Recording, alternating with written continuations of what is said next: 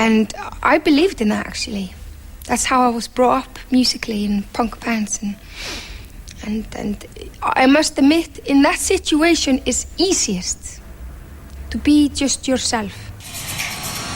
Konzerte vor 300 Leuten gehören längst der Vergangenheit an. Heute spielt Björk in den größten Hallen der Welt. Doch der Erfolg hat auch Schattenseiten.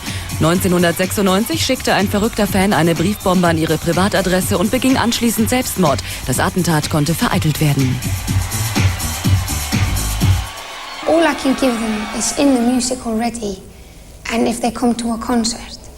But I can't really give them more, and I wish I could sometimes.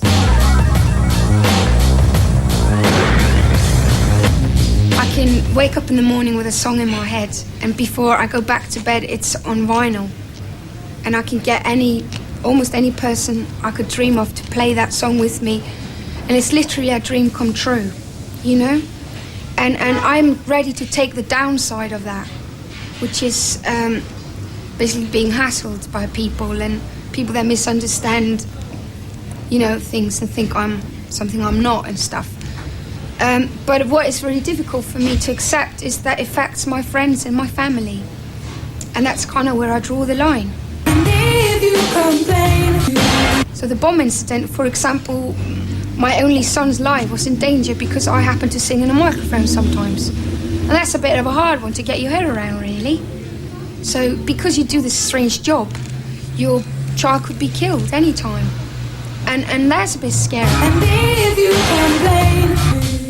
But to be honest, I can take it myself and the fact that it has on my life. But the fact that my granny gets phone calls and make waffles for Daily Mirror, and all my friends are constantly asked if I'm going out with so-and-so or whatever. And if you complain. I'm fine, and I can handle it, but it's been a big test on my friends and the people that stand by my side. But I have to say I'm a very fortunate person, and I've got very, very, very good friends.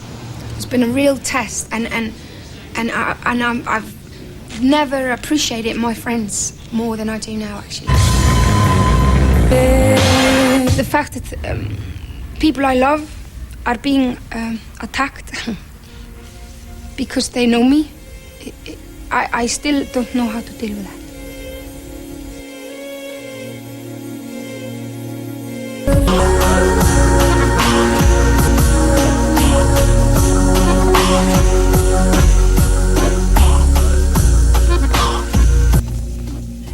Well, Yoga is a love song to my best friend, but at the same time I think she's got a lot of qualities that Iceland has as well to me.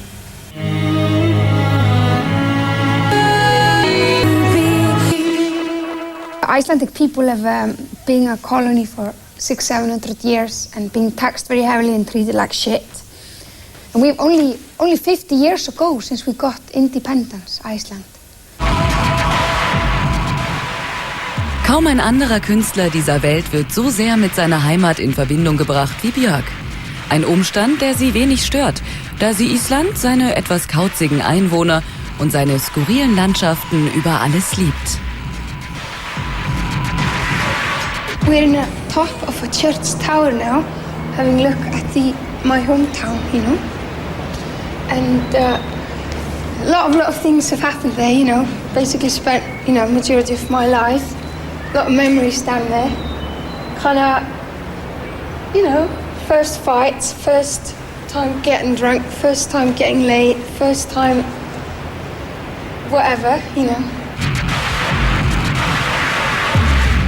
People usually first see is all the different colors of the roofs. I'm not sure why that is. I think it's basically because the weather tends to be quite grey and dull here. So they paint the most extreme colors they can, you know. I like it very much.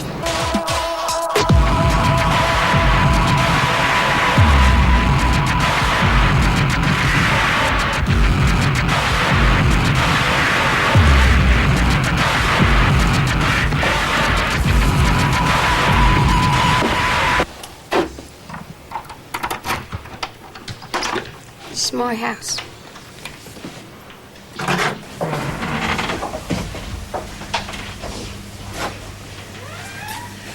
This is my home in Iceland, and make yourself feel like home.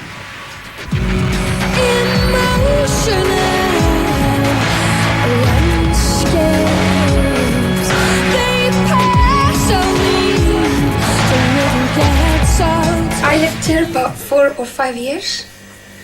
I came here, and this is this big place where they used to pull ships inside here and fix them from the harbour. And then they stopped using it, built like this other huge place, so I could change this into a flat. Well, I wouldn't call my house the typical Icelandic hut, you know. It's definitely a bit different, but it's got a lot of Icelandic things about it, though. I think, in a way, it's probably the most Icelandic house in Iceland. The other Icelanders haven't just sorted that one out, you know. It's very hard and solid and like with dark colors. And I picked the colors like are in Iceland's nature, which is moss green and black and white, and very beautiful dark blue.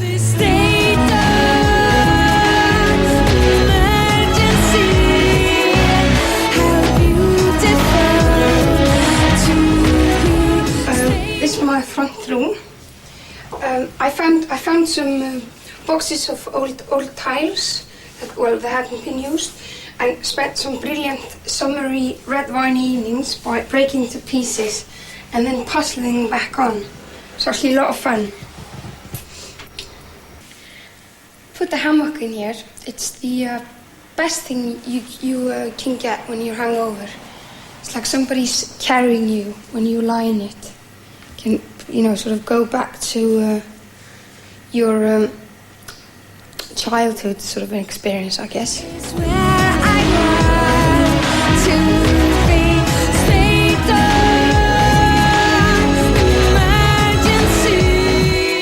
I live right next to the harbour. It's my favourite place, to see the ships come and go, and just the option of knowing about all this space in front of your window. Even though you don't exactly go and sail away, it's just a nice feeling that you can fake your little mind that you actually can if you get enough. It's a certain sort of every time you walk towards an ocean and stand by it, you kind of can tune everything back to point zero.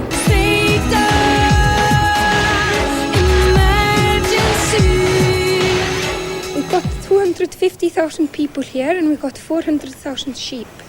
And we're not really sure what to do with them. They're really happy here, and we get more and more of them every year, and we can't even eat all the meat that comes off them. We have to throw it in big piles and burn it. It's pretty pathetic if you ask me. And then of course they got all this wool on them, and we wear woolen sweaters traditionally, and them stocking and them socks, which I think are great. But then I think as people are trying to sell more Icelandic wool items, making them a bit fashionable, pink and stuff, We're now in front of a library, which used to be this house that was built for the rich people in the middle of the century. And they would live here, And then it got changed into a library. It's quite a cuddly place. It's got a lot of chairs, and you can hang out there for ages. And, it's just a very kind of natural thing for people here to read. One day, I found a big book buried deep in the ground. I opened it, but all the pages were blank. Then, to my surprise, it started writing itself. One day, I found a big book buried deep in the ground. Storytelling has always been the form of expressing yourself here in Iceland. The first people are supposed to have come here 874, and ever since then that was kind of the only form. So if you want to look at something called Icelandic musical tradition, or Icelandic painting tradition, or Icelandic dance tradition, or sculpture, or basically anything art except literature. It doesn't really exist until this century.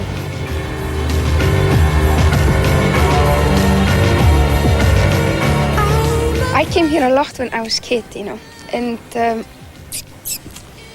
it's like even more, I would say, even more common to deal with books and stuff like that here in Iceland than to deal, for example, with rock music or something like that.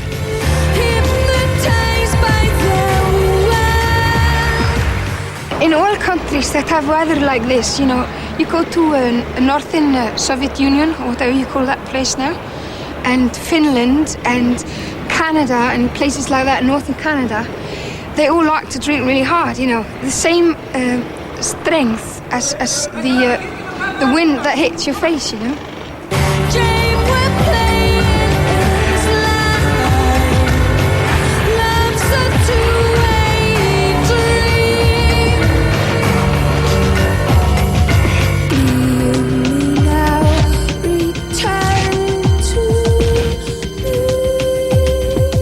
When I was a teenager, we formed this label that was against the big labels here, and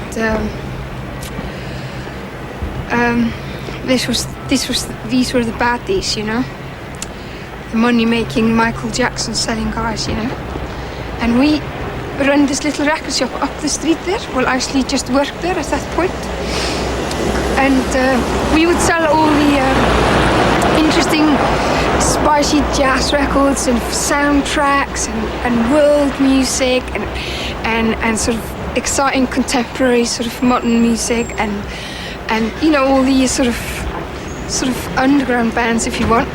Is it still there, the shop? No, well, of course, got bankrupt because they made all the money, we didn't.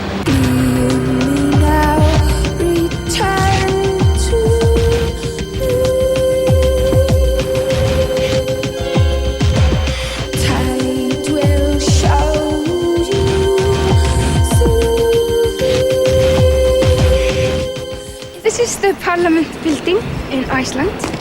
It's built 1881, but one of the most important points in Icelandic history is that we formed Parliament outside Parliament in 930, which is the first one in the world, and everybody had a say. The whole nation had a say with making decisions. So it was a bit of an anarchy, not completely because they had slaves, but pretty close.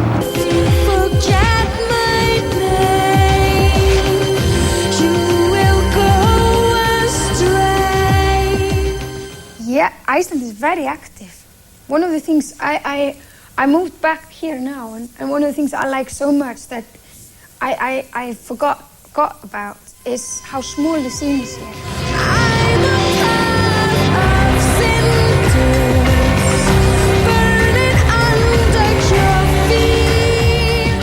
In England, you would have people into jazz funk over there, and people that write books over here, and authors, you know, or say movie makers over here, and scientists over here, and these people will never see each other or in their life. They go to different restaurants, different bars.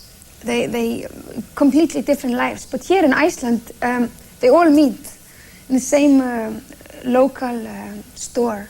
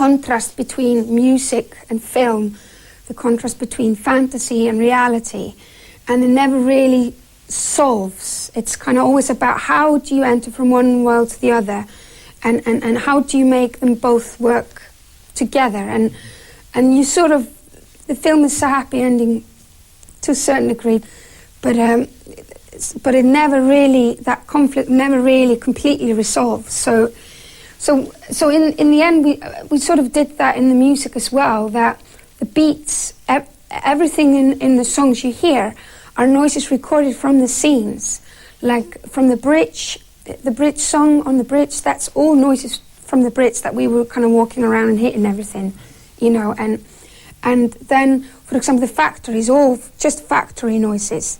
So, and then that would stand for reality. And then the fantasy element would be, obviously, the orchestra.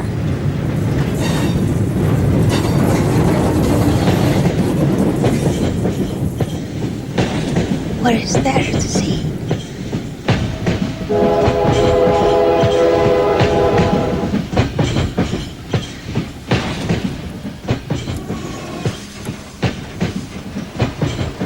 I've seen it all. I have seen the trees. I have seen the willow leaves dancing in the breeze. I read the script and I thought it was genius, and what I loved it so much, it was the balance between the fact that she suffered so hard, but she fought so hard, her spirit won. Well, I immediately felt very strongly for her and felt a need to protect her. That's probably my main drive through both deciding to do the music and then later deciding to act her. 42.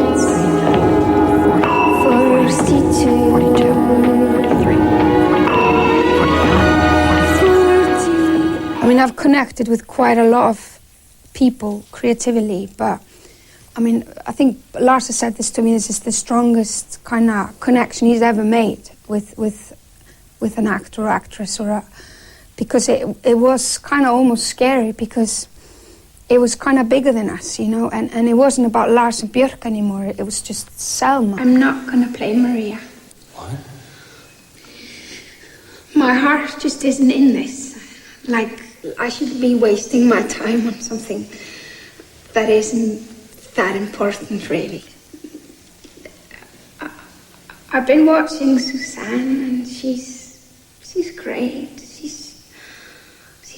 She's much better dancer than I am. Terrific. She's a great Suzanne's dancer. terrific. I'm not denying that, but I thought you lived for musicals. So you've been pretending the whole time? Yes, I've just been pretending. I don't think I was me, you know, when I was Selma. I mean, sounds a bit extreme, but that's probably the simplest way to explain like quite a long, complicated and painful process.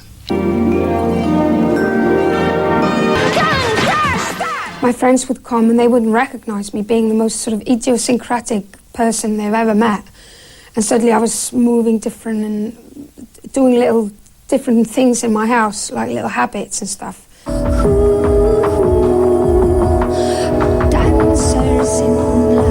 Since I was a child, I wanted to do a musical that was not like the Hollywood ones, where the magic sort of didn't, you know, if you didn't have to be American with a lot of money and look great to have magic. It was something that everybody can do in their own kitchen. The whole thing is for the love of Selma, you know, and which of course is, you know, funny because she doesn't exist. Well, a new day to see.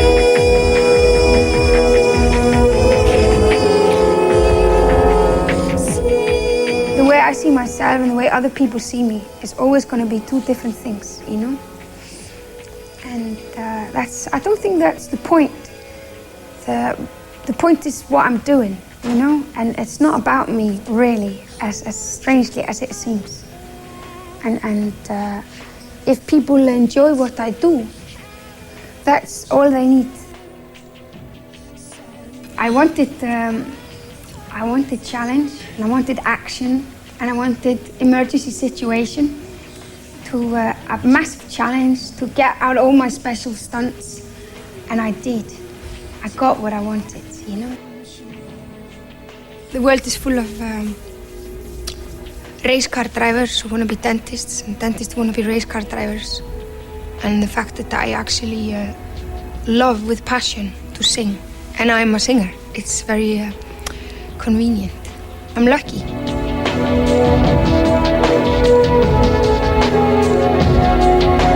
I used to dream that I was in a musical. Because in a musical, nothing dreadful ever happens.